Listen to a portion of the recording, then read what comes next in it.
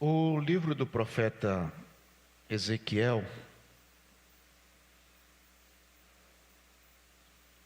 foi escrito num momento de dificuldades que o povo de Deus passou no tempo da Babilônia. E o livro todo trata das razões daquela prova, da disposição de Deus da restauração e da efetiva restauração do povo. E neste texto especial do capítulo 37, ele está no bojo da restauração. No capítulo 34 ele começa denunciando pastores infiéis, mostrando o comportamento dos reis de Israel que não foram os mais adequados. Razão por que vieram todos os problemas. Em seguida, ele trata da restauração propriamente dita, que está no capítulo 36, e no 37 ele vai mostrar como isso se dará. Então eu vou ler do verso 1 e nós vamos chegar até o verso 17.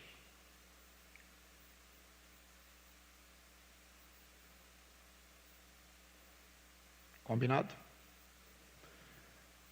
Eu vou ler o verso ímpar, os irmãos o par. Pode ser assim? A narrativa dele é assim: veio sobre mim a mão do Senhor, e o Senhor me levou em espírito e me colocou no meio de um vale onde haviam muitos ossos secos.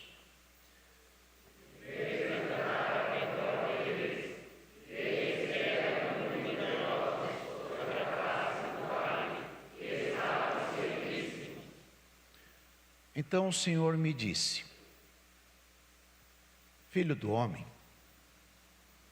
poderão viver esses ossos? E eu respondi: Senhor Jeová, tu o sabes.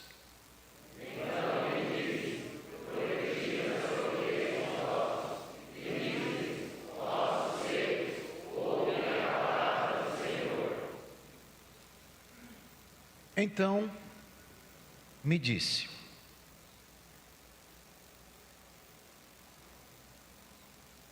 assim diz o Senhor Jeová a esses ossos: eis que eu farei entrar em vós o Espírito e vivereis.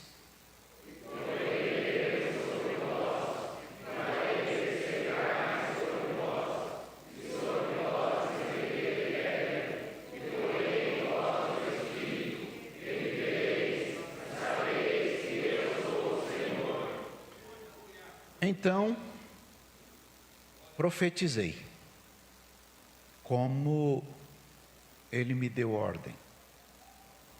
E houve um ruído, um barulho, enquanto eu profetizava.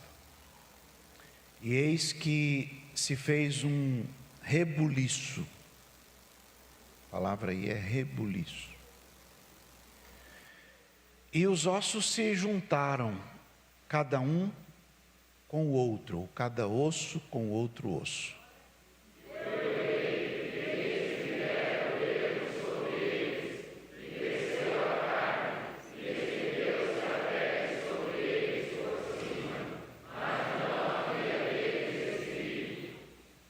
E ele me disse: profetiza ao Espírito, profetiza, ó filho do homem, e diz ao Espírito: assim diz o Senhor Jeová. Vem dos quatro ventos, ó Espírito, e assopra sobre estes mortos para que vivam.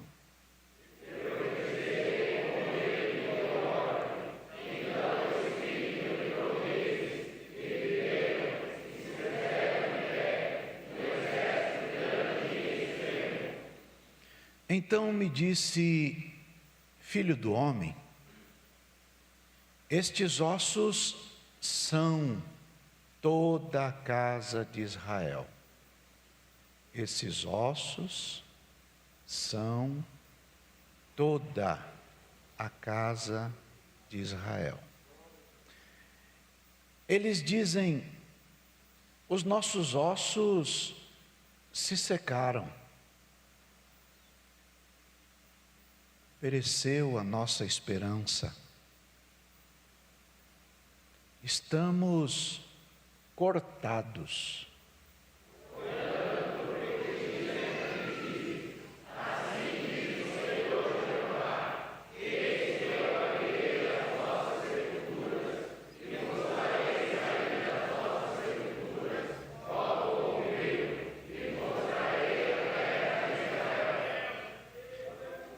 E sabereis que eu sou o Senhor, quando eu abrir as vossas sepulturas e vos fizer sair das vossas sepulturas, ó povo meu.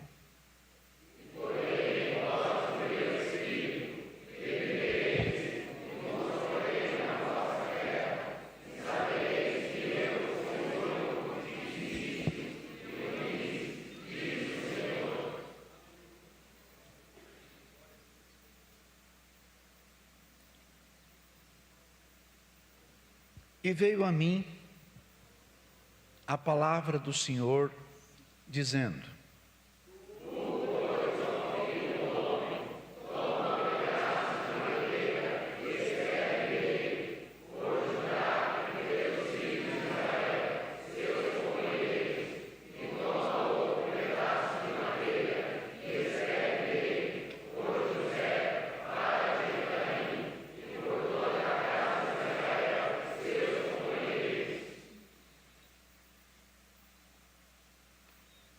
e ajunta um ao outro, para que se unam. E ajunta um ao outro para que se unam. E ajunta um ao outro para que se unam. E se tornem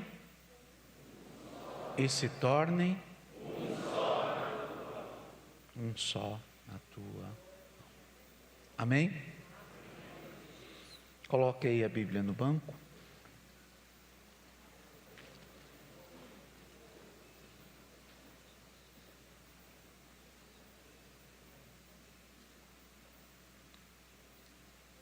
Vamos orar ao Senhor.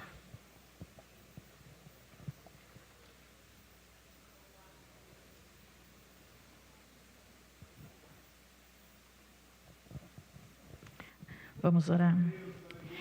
Senhor Jesus, nós estamos aqui na Tua presença. Te damos graças, Senhor, pela oportunidade de estar na Tua casa. Te agradecemos, Senhor, porque mais um ano o Senhor nos proporciona este momento de adoração. Senhor, a Tua palavra, Senhor, foi lida nessa manhã. E sabemos que o Senhor, através da Tua palavra, Senhor, irá ministrar na nossa vida, na nossa alma. Nós entregamos nas Tuas mãos, Senhor, a Tua igreja. Senhor, tem misericórdia, Pai. Que as Suas mãos estejam estendidas, Senhor, a cada dia. Que toda a estratégia, Senhor, possa vir de Ti. Senhor, quantos, Senhor, que aqui chegaram, Senhor, com muitas dificuldades, com as suas limitações, com os seus questionamentos, mas o Senhor é aquele que não perdeu o controle de nada. O Senhor continua no trono, o Senhor continua reinando sobre nós, e nós entregamos a Ti nessa manhã a nossa melhor adoração, a nossa melhor oração, não porque somos perfeitos, Senhor, mas neste momento nós tiramos, Senhor, da nossa alma, Pai, o melhor de nós, Senhor, para Te adorar. Estende as Tuas mãos, Senhor, e nos guarda, nos dá saúde, nos dá graça, Senhor, que o Senhor possa conduzir todas as coisas, porque a obra é Tua. Nós Te agradecemos, Senhor, e Te damos louvor, em nome de Jesus. Amém. Glória a Deus. Podemos assentar.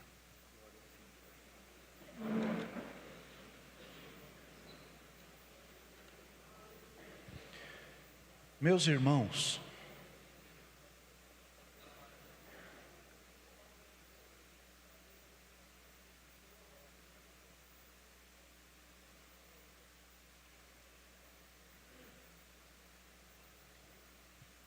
a obra de Deus sempre é cuidada por Deus. Todos nós somos servos de Deus. Cada um de nós foi posto no corpo de Cristo, que é a igreja. E o Pai, nosso Deus, colocou os membros no corpo, cada um como Ele quis. Vai lá na carta de Paulo aos Coríntios.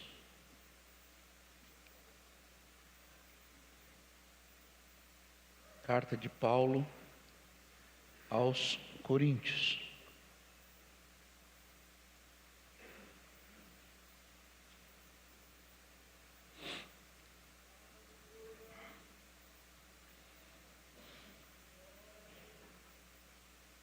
Verso 18 do capítulo 12. Leia como está. Leiam lá.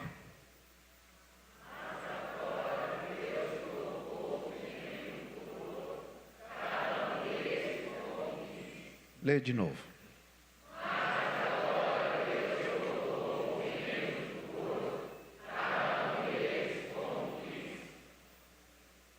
Quer ler de novo?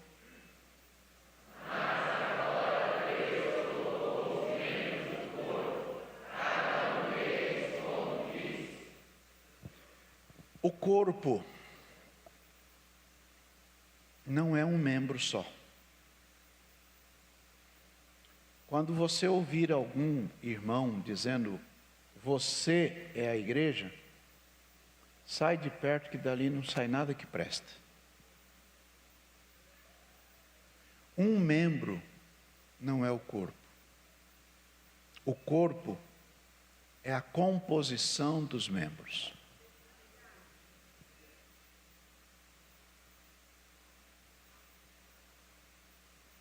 No verso 14 desse mesmo capítulo de Coríntios, diz que o corpo não é um só membro. O corpo, singular, o corpo, não é um só membro. O corpo é muitos membros.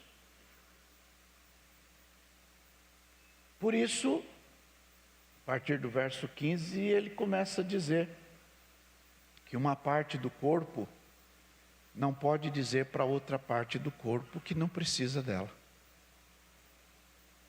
A canela não pode dizer para a testa que não precisa dela. Ou, para usar as palavras dele, a orelha não pode dizer para o pé, o nariz para a boca e coisa parecida com isso. Cada um de nós temos a importância no corpo de Cristo.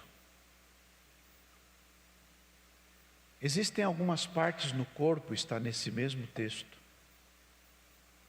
que a gente reputa como sendo menos honrosas. E as partes menos honrosas nós damos mais honra. E a Bíblia diz que Deus deu mais honra ao que tinha falta de honra. Isso quer dizer que no reino de Deus as coisas são um pouco invertidas daquilo que a gente vê aqui na terra. Mas o mais importante de tudo é sabermos que estamos no corpo. E, se estamos no corpo, saber que foi Deus quem nos colocou lá. Quem aqui está no corpo, diga: eu estou. Agora, você acha que se Deus quer colocar no corpo uma mão, Ele coloca a mão no lugar da orelha? Ou Deus sabe o que faz? Sabe ou não sabe? Significa dizer que se nós temos a convicção de que foi Deus quem nos colocou no corpo e não nós mesmos, Ele sabia o que estava fazendo quando nos colocou lá. Portanto, aqueles que conhecem isto e que sabem disto, não ficam imaginando que o melhor lugar para eles, em vez de ser olho, talvez fosse o de ser orelha. Por quê? Porque Deus entendeu que Ele é melhor como olho do que como orelha. Paulo vai mais longe, dizendo que as partes que a gente tem, por mais complicadas, a gente cobre mais. E todo mundo sabe do que ele está falando. Algumas pessoas acham bonito ser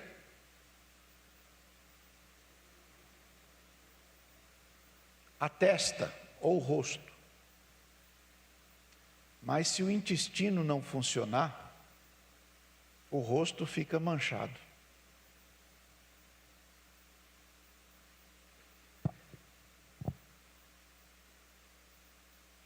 E nós precisamos entender que no corpo de Cristo, cada um de nós, posto por Deus, cumprimos a função que Deus espera de nós.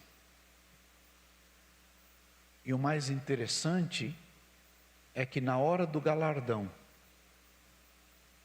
ninguém será galardoado pelo cargo que ocupa, mas pelo desempenho na função que Deus colocou. Então, se Deus chamou alguém para tocar guitarra, o galardão dele vai ser o galardão do desempenho dele naquela função. Se é esmerado, se vive numa vida de consagração a Deus, se é alguém que vive se aprimorando, se preparando para fazer o melhor. Da mesma forma, o que cuida da câmera, ou que ajusta o alinhamento de banco, ou o que prega, ou o que ensina, ou o que faz qualquer coisa no reino de Deus. O galardão é segundo o seu desempenho no reino de Deus. E lá não terá uma categoria. Aqui é a categoria de galardão de pastor, aqui é a categoria de galardão de cantor, aqui é a galeria de galardão de chefe ou de... Não tem isso lá. Todos compareceremos, Paulo disse isso no capítulo 5. Todos compareceremos diante do tribunal de Cristo para recebermos o que tivermos feito por meio do corpo, ou bem ou mal. O texto que lemos hoje fala do comportamento de líderes. Aqui ele chama de pastores, mas que são os reis de Israel. Deus chamou Davi de pastor de Israel.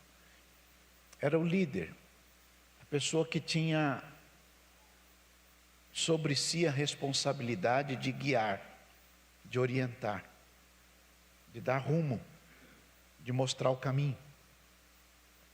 E alguns deles tiveram comportamentos muito complicados. Eu lembro, por exemplo, que Saul reinou 40 anos. Ninguém pode dizer que Saul foi um mau rei, porque ele não foi um mau rei, ele foi um bom rei. E ninguém pode dizer que Saul foi uma escolha dos homens e Davi foi uma escolha de Deus, porque isso não é verdade. Quem escolheu Saul foi Deus. Aliás, Deus disse para o profeta: vai lá e fica no caminho, que eu vou mandar o homem que você vai ungir lá. Então quem escolheu Saul foi Deus. E mais, o Saul não queria. Está escrito aí na sua Bíblia que o Saul se escondeu para não assumir. Mas Deus foi lá e chamou ele, trouxe ele, ele assumiu e foi um grande rei. Foi ele quem organizou o sistema de arrecadação, sistema de exército, sistema de fronteira. Tudo isto que tem Israel, quem organizou foi Saul. Onde que Saul errou? Quando ele achou que poderia usurpar a função de outro que está no corpo. E aí deu rolo, porque Deus disse para ele que é melhor a obediência do que o sacrifício. E aí ele se perdeu. Mas ele reinou 40 anos. Davi reinou 40 anos. Foi um bom rei. Teve os seus problemas também. Mas ele sabia dar marcha ré, reconhecer o erro, voltar atrás e começar de novo.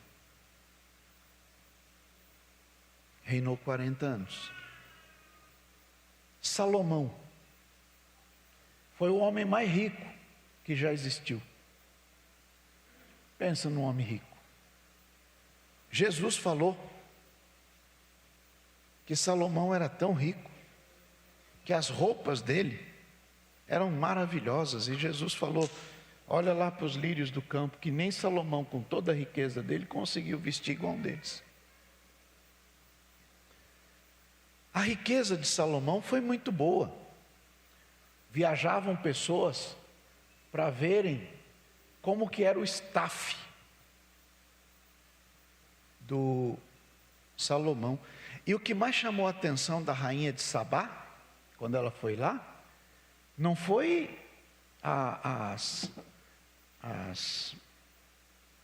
os julgamentos do Salomão. Leia aí na sua Bíblia. O que chamou a atenção primeiro dela foi o jeito que se vestiam os funcionários. Era muito organizadinho, muito quadradinho. Tudo bonito. Mas quando Salomão morreu, teve uma guerra civil. Por que teve a guerra civil? Por que separou 10 tribos para um lado e 2 para o outro? Porque embora ele fosse muito rico, o povo estava sofrendo por causa da carga financeira. E chamaram o filho dele, chamado Roboão, e disseram: olha, o seu pai apertava a gente demais com tributo, alivia um pouco. E o Roboão foi conversar com os anciãos, e os anciãos disseram para ele: olha, se você for amigo do povo, o povo vai ser seu amigo. Então o Roboão saiu dali e foi conversar com uma outra turma. Joga bolinha de gude, joga peão. Obrigado. E a turma mais jovem disse: não, você é o chefe, você que manda. Você tem que mostrar para todo mundo quem é que manda aqui. Diga para eles assim: ó, se meu pai castigou com chicote, eu vou castigar com escorpião. Fala para eles assim que o seu dedinho é mais largo do que o ombro do seu pai. Ele entrou nessa conversa porque gente jovem acha que é bonito. Arrogância, nariz empinado, ficar pisando em todo mundo, brigando com todo mundo. Gente arrogante acha que é bonito ficar maltratando os outros na frente de todo mundo, humilhando as pessoas. Isso é próprio de moleque.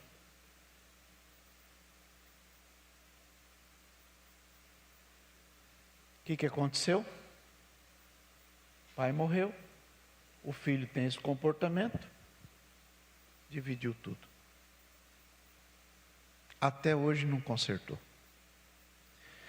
Então, Ezequiel está falando disto, de gente, está no capítulo 36, de gente que tem a liderança, mas tem um comportamento impróprio.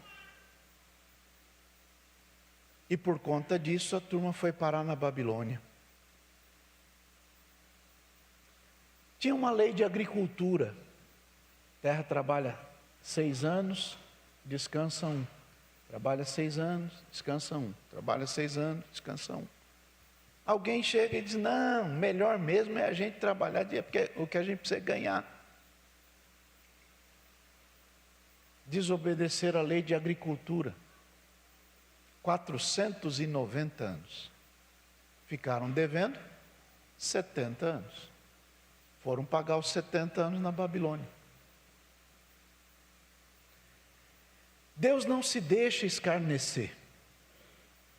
O que o homem plantar, isso também ceifará.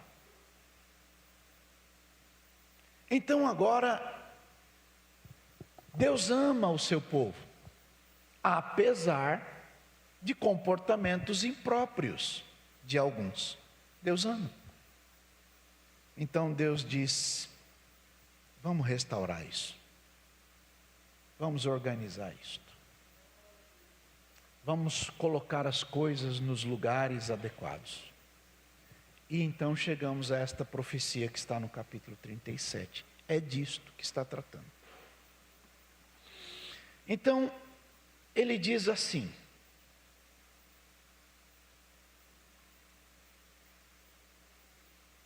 esta visão sua, desse monte de ossos, é o meu povo. Aquele vale de ossos secos era toda a casa de Israel, que foi gerada por Deus a partir do Abraão. Profecias maravilhosas: quem falar bem de você, eu vou ficar de bem com ele. Quem falar mal de você, eu vou ficar de mal com ele. Coisas maravilhosas. Mas num dado momento, ficou seco. Ficou esquisito, ficou ruim. E aquela história de ser bênção em todo o tempo, agora está sendo visto como um vale de ossos secos. Mas Deus nunca deixou de amar. Deus nunca deixou de amar. Então ele chama Ezequiel e diz: vem cá. quero te levar num lugar. E colocou Ezequiel no meio deste vale. E mais, Deus fez o Ezequiel andar no meio dos ossos. Eu tenho uma coisa para dizer. Estamos numa fase na igreja, que é a fase dos profetas. Igreja tem fase. Eu estou há 55 anos dentro da igreja. Irmão Betel está muito mais tempo que eu. Irmão Sampaio também. Irmão Milton também, acho.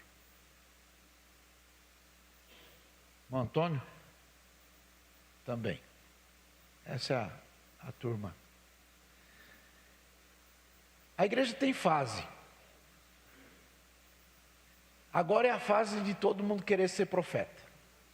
Uma vez perguntaram, você que é o profeta lá de São Mateus? Eu falei, não. Mas você não é o profeta de lá? Não. Você é o que lá? Eu sou o pastor. Não, mas você não é o profeta? Não, eu sou o pastor. Porque Deus deu uns para profeta e Deus deu outros para ser pastor. Ele me chamou para ser pastor. Mas parece que ser profeta é bonito. Mas se a pessoa lesse a Bíblia, ia parar um pouco para pensar. Imagina Deus levando Vocês já viram aqueles filmes de zumbi? É isso aí. Para o outro profeta, Deus falou para ele, ó, você vai ser profeta, anda pelado, 2 anos. 2 anos o Isaías andou nu e descalço. 2 anos. Nu e descalço. Isaías, o profeta, que fala do menino que nasceu, o filho. Esse profeta aí andou 2 anos pelado. Olha aí para o colega e diz, você quer ser profeta ainda? Pois é.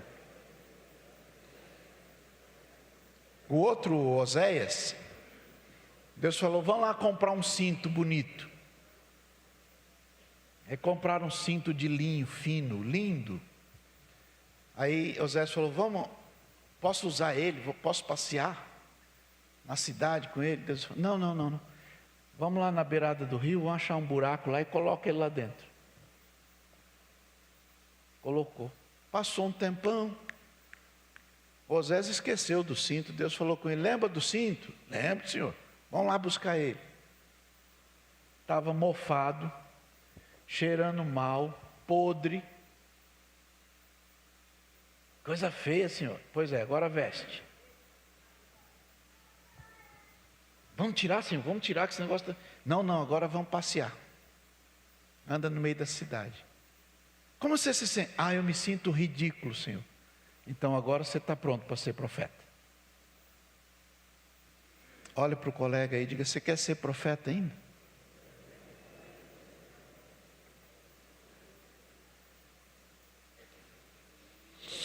A igreja precisa aprender a parar de andar atrás de moda. Nós estamos fincados na palavra.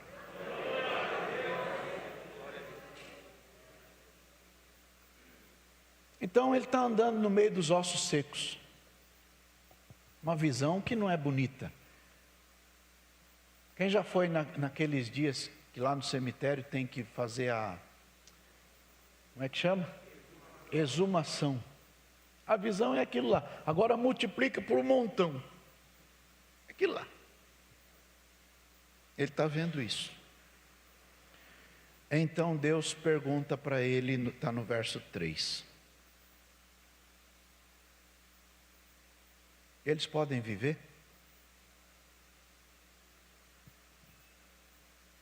E o profeta responde, Senhor,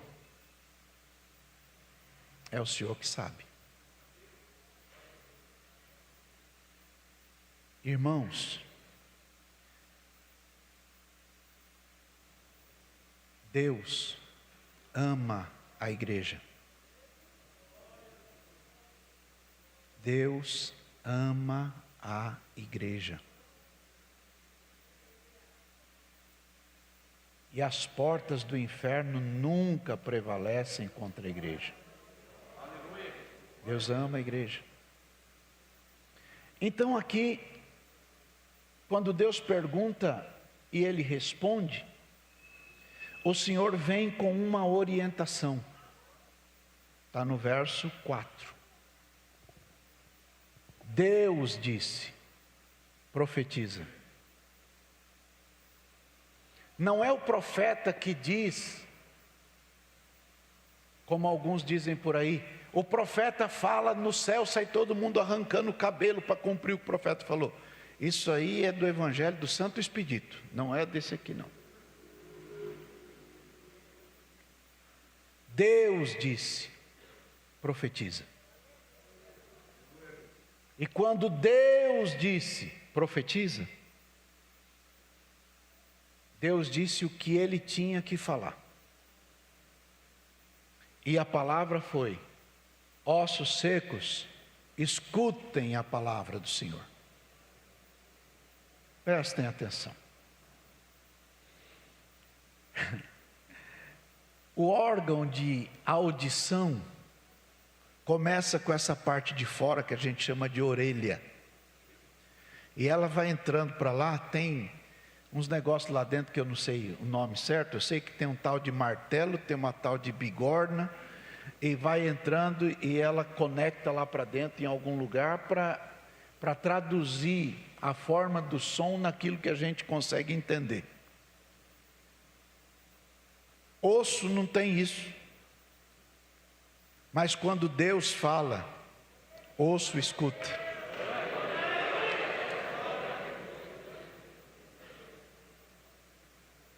Na beirada da sepultura em Betânia, que Deus mandou tirar a pedra do caminho, Ele disse: Lázaro, vem para fora. O Lázaro já tinha morrido há 4 anos, ou 4 dias. Morto não escuta, vírgula, a não ser que quem esteja falando seja Deus. Quando Deus fala, osso escuta. Quando Deus fala, o que não tem vida, ouve. Quando Deus fala, aquele que está seco, ouve. Quando Deus fala, aquilo que não tem vida, ouve a palavra do Senhor. E então Deus está dizendo para Ezequiel: fala com ele, ossos secos, ouçam a palavra do Senhor. E qual é a palavra do Senhor? Está no verso 5. Eu farei entrar em vocês o Espírito e vocês viverão. E eu colocarei nervos sobre vocês. Eu farei crescer carne sobre vocês. E sobre vocês estenderei pele. E porei em vós o Espírito e vivereis. Ponto e vírgula. E sabereis que eu sou o Senhor. O próximo verso tem a tomada de decisão e o cumprimento da orientação. Então eu profetizei, como se me deu ordem, não da minha cabeça. Não pega um papel e escreve aqui o que eu vou profetizar e dou para Deus carimbar o que eu quero. Não, profetizei como Ele me deu ordem. E quando isto aconteceu, houve um rebuliço, uma movimentação. No momento que eu profetizava, houve um rebuliço. E começou a se juntar osso com osso. Eu fico pensando, cada vez que eu leio a Bíblia, eu fico tentando imaginar a cena. Como que é um osso vindo grudando com outro osso. O barulho, toque, toque, toque. Então, Verso 7, eu profetizei como o Senhor me deu ordem, aconteceu isso, e eu olhei e estou vendo o cumprimento do que Deus falou, está no verso 8, chega o verso 9. Deus disse de novo, agora profetiza o Espírito. Porque fica imaginando uma cena de um monte de corpo em pé, sem vida, morto. Tem carne, tem pele, tem nervo, tem tudo, mas está morto. E Deus diz, profetiza que o Espírito venha. E ele ouviu a orientação de Deus. No verso 10, ele profetizou como ele me deu ordem. E o Espírito entrou neles e viveram e se puseram em pé, um exército grande em extremo. Então, verso 11, estes ossos são,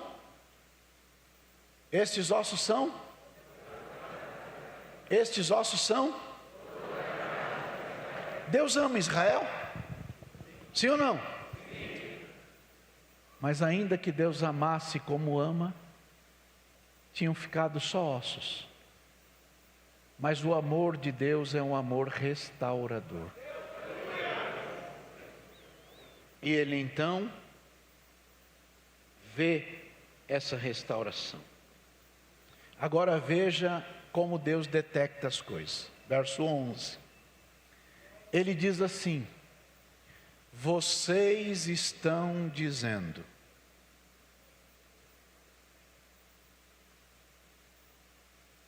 os nossos ossos se secaram. Há um momento que a gente sente a sequidão. Salmo número 32, Davi fala disso. Ele diz, bem-aventurado o homem cuja transgressão é perdoada e cujo pecado é coberto. Enquanto eu me calei, envelheceram-se os meus ossos pelo meu bramido de dia em dia, porquanto a tua mão pesava sobre mim, o meu humor se tornou em sequidão de estio. Humor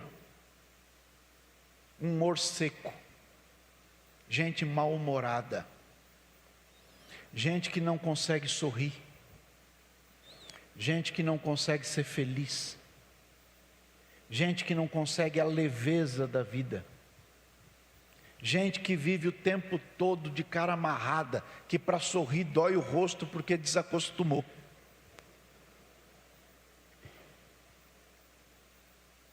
Seco. Os nossos ossos se secaram. De que se queixa o homem? Deus perguntou um dia. Queixe-se cada um do seu próprio pecado. E segundo Davi, o pecado é um problema porque ele envelhece e seca os ossos.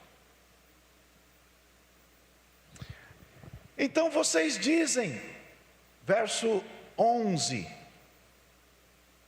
vocês dizem, os nossos ossos secaram. Tem uma vírgula. E vocês dizem que acabou a esperança, que não tem mais o que fazer, que não tem como mexer, porque isso é algo que a gente não tem domínio, não tem como fazer, não tem como mexer nisso. Tem coisa que se Deus não fizer, ninguém consegue fazer. Acabou a esperança. Aí tem um ponto e uma vírgula. E a constatação, nós estamos cortados. Cortados. E me vem ao coração a palavra de Jó. Jó disse, porque há esperança para uma árvore que, se for cortada e cair, ao cheiro das águas brotará. Aleluia, aleluia. Então, a percepção de Israel é a seguinte: nós estamos secos, nós não temos mais esperança. Por quê? Porque nós fomos cortados. É isto que eles estão vendo. Aquele momento que a gente diz: para mim não tem mais jeito, eu cheguei ao final, eu estou aqui numa situação complicada. Veja o verso 12. Então Deus disse: você que eu chamei para falar, você que eu chamei para pregar a palavra, você que eu chamei para profetizar a palavra, diga para eles, para essas pessoas que dizem que estão secas, para essas pessoas que dizem que estão cortadas, para essas pessoas que não têm mais esperança, diga para eles: eu vou abrir a sepultura e eu vou arrancar vocês daí, ó povo meu. Povo meu não é povo do outro, é povo do Senhor. Senhor, povo do Senhor, que está seco, que se sente cortado e sem esperança, mas é povo do Senhor. E Deus disse: se você está tão deslocado, eu vos trarei a terra de Israel. Eles estavam na Babilônia. Veja o próximo verso. Quando isto acontecer, vocês vão saber que eu sou o Senhor, quando eu abrir as sepulturas e fizer isto, ó povo meu. E Deus disse no verso 14: eu vou colocar em vocês o meu espírito, e vocês viverão. E vou colocar vocês na terra, e vocês vão saber que eu, o Senhor, disse isto, vírgula, e o fiz. Diga: na mão de Jesus está o querer e o efetuar. Diga: isto quer dizer que o que Ele quer, Ele faz. E não há um homem capaz de barrar o que Deus quer fazer. Quando Deus quer fazer, ninguém pode parar. Quando manda mensagem, faz profeta entregar, faz a nuvem descer, faz a água subir. E se ele soprar, faz o inferno explodir. Ele sempre resolve sem ter reunião. Pega o homem sem Deus e derrama unção. O seu braço é capaz de parar um trovão. Esse é o Deus dos deuses, meu irmão. Glória a Deus.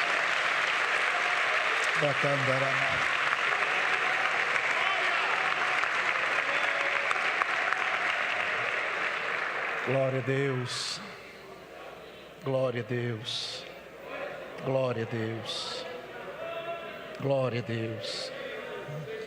E veio a mim a palavra do Senhor dizendo: você, filho do homem, pega um pedaço de madeira e escreve: por Judá e pelos filhos de Israel, seus companheiros. Pega outro pedaço de madeira, escreve: por José, vara de Efraim, e por toda a casa de Israel, seus companheiros.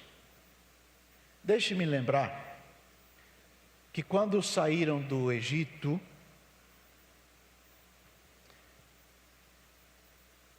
Israel saiu com tribos definidas, clãs, né? E na hora de divisão de terras, uma tribo não teve terras, que foi a tribo de Levi, que era a tribo do sacerdócio. Então tem lá tribo tal, tribo tal, tribo tal. A de Levi não tem. Por quê?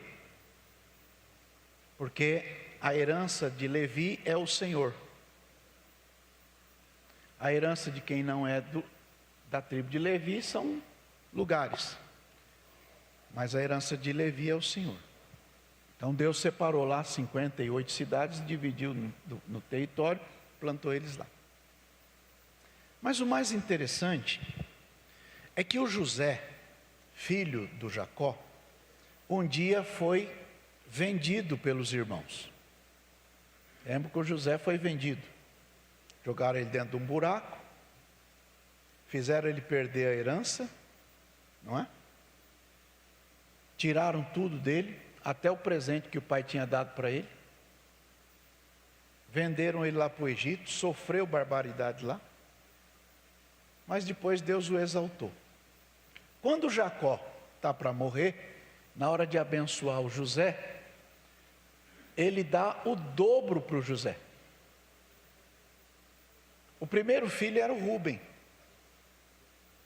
Mas a partir daquela bênção, a primogenitura que era do Rúben veio para o José, na pessoa do Manassés. Desculpa, na pessoa do Efraim. Por isso, a partir dali, toda vez que se fala de Israel, está falando de Efraim. Que a cabeça é o Efraim. Acontece que na hora de abençoar, vem o mais novo para o lado de cá, o mais velho para o lado de cá. Aliás, o mais novo para o lado de cá, o mais velho para o lado de cá. Para que a mão do Jacó ficasse na cabeça do mais velho aqui, e a mão esquerda do mais novo. O Jacó faz assim.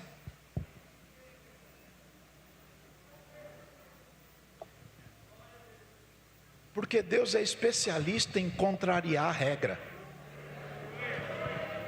Os homens ficam inventando umas regras lá, mas Deus muda essas coisas. E aí, na hora de distribuir a terra, o José teve 2 tribos. Todo mundo teve uma, mas José teve 2. A tribo de Efraim e a tribo de Manassés, que são os 2 filhos de José. Entenderam bem? Então olha para o colega e diga: para de ficar resmungando quando alguém tira alguma coisa de você. Deus tem o dobro para você se você se mantiver fiel. Levanta a mão bem alta aí e diga: Deus tem o dobro. Não, faz forte, vai lá. É isso. Juntaram lá, não, vamos tomar, vamos tirar. Quem manda é Deus. Uma vez um rei de Israel fez umas bobagemzinhas lá, e aí contratou o exército do Egito para defender. Porque quem não confia em Deus contrata exército dos outros. Deus não gostou da história, mandou o profeta lá. O rapaz, você está confiando no braço do Neco? Acho que é Neco.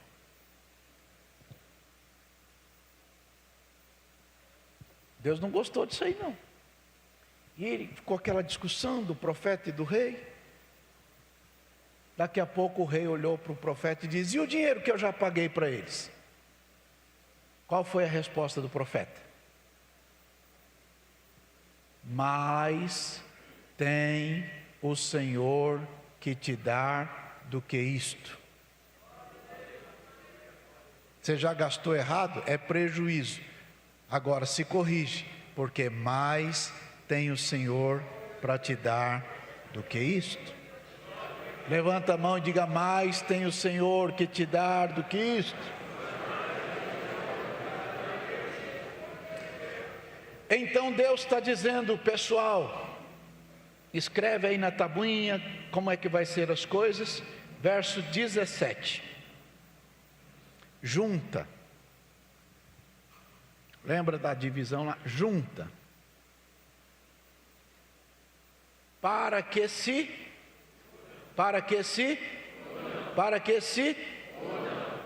e se torne um só na tua mão. No Antigo Testamento,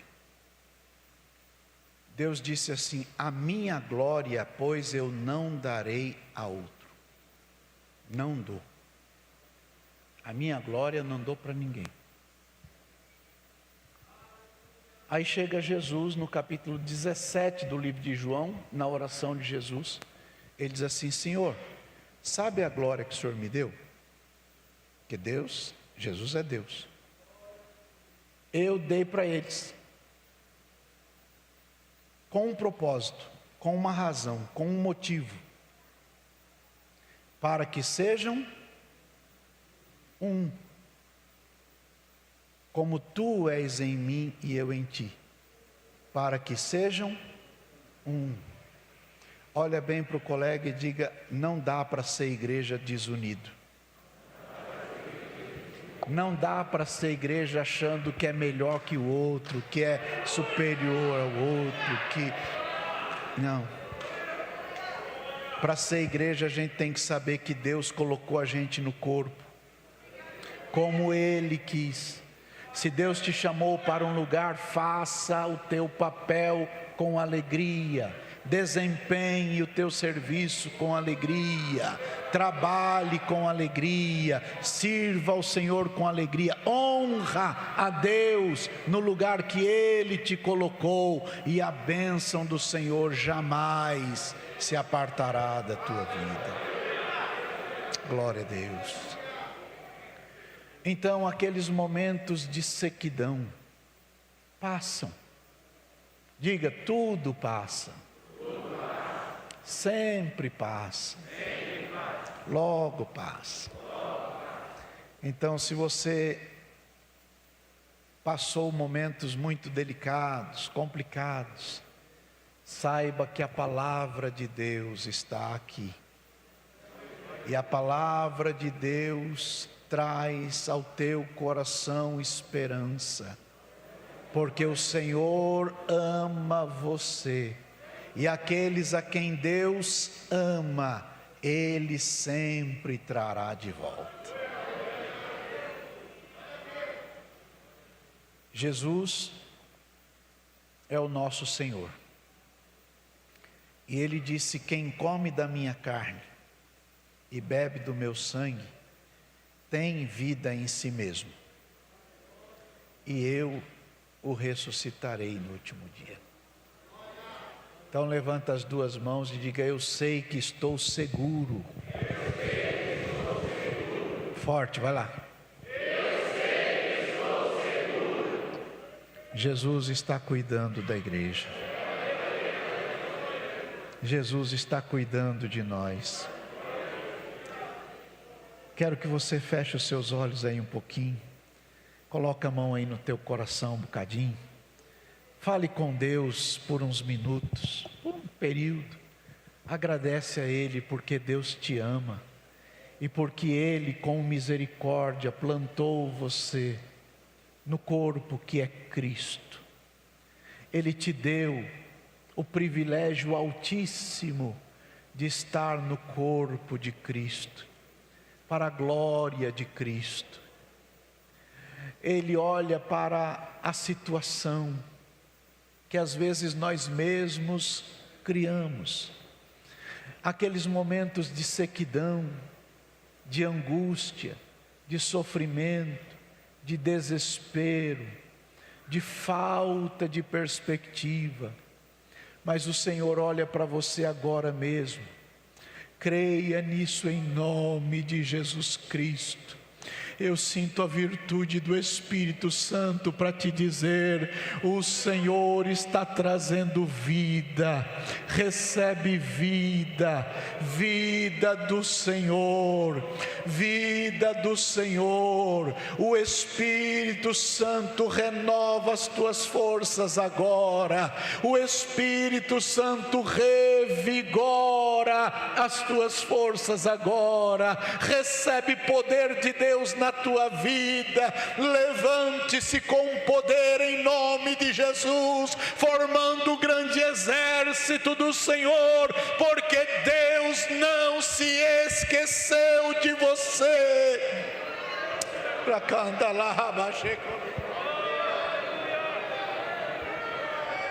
Aleluia.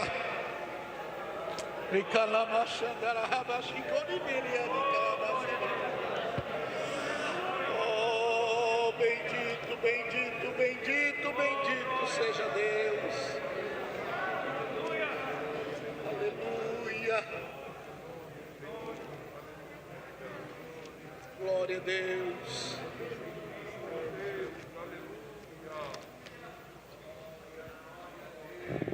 Glória a Deus.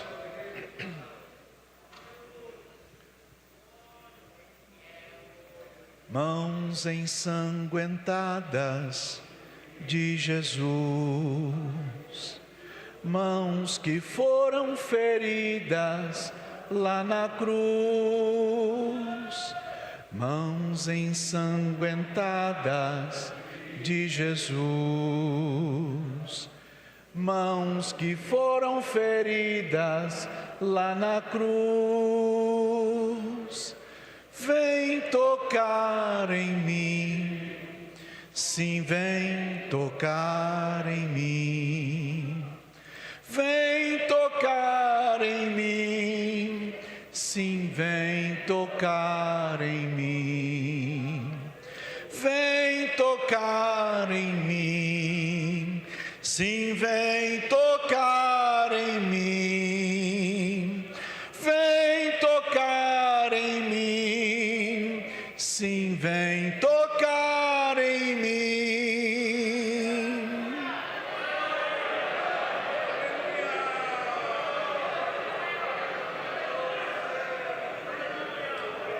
Os meus inimigos se levantaram contra mim.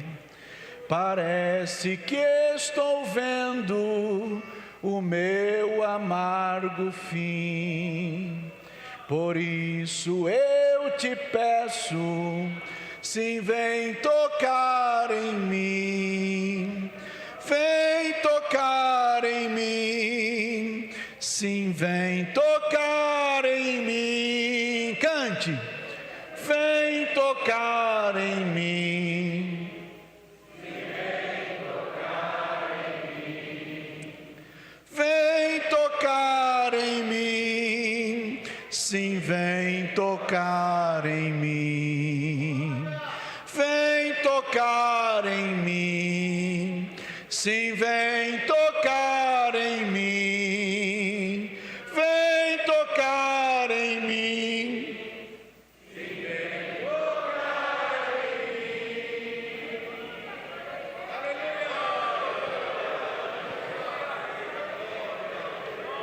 Glória a Deus. É a palavra do Senhor em nome de Jesus.